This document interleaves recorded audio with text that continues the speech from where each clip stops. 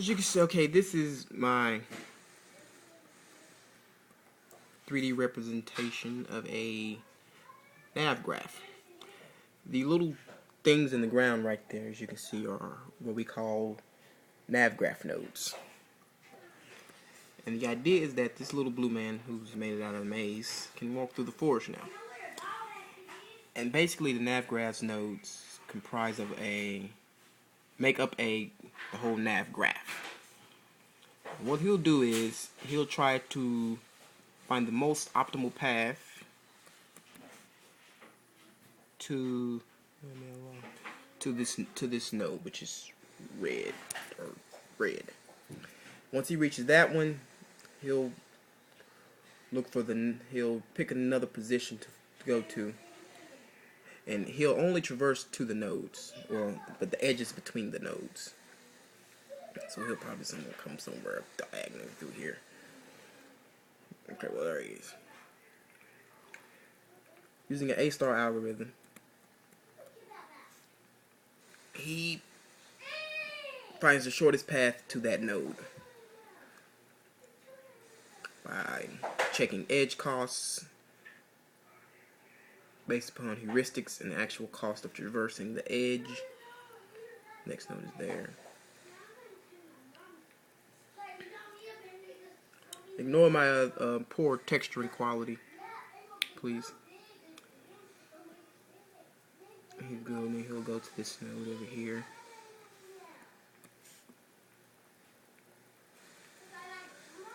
And he'll just keep doing this until I exit the program.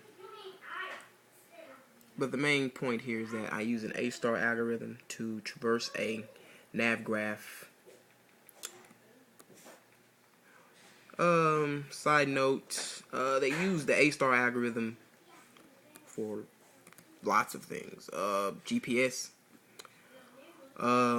uses the A-star algorithm because it is the most optimal algorithm finding the shortest path from point to point when giving a graph of some sort of graph or map of your area.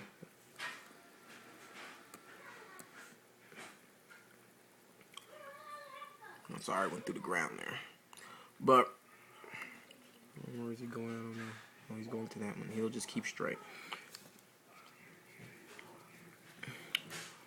What else they use? What else they use A-star algorithm for?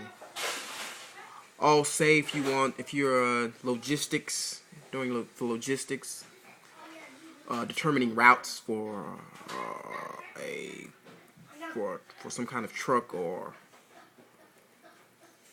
say if the truck needs to go to this store, this store, this store, this store, what is the optimal path to follow? You know what I'm saying? So it's just a side note to see the actual usefulness of it. See, I'm not just doing this for my own fun and games. This is just a toy problem, by the way.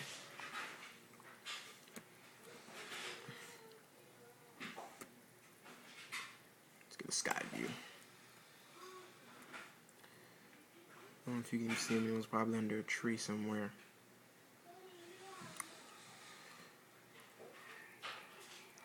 But that's about it for that. I don't know where he's at. There he goes. You can see the blue man, and he'll be coming to this edge here. There he goes. Just follow that path.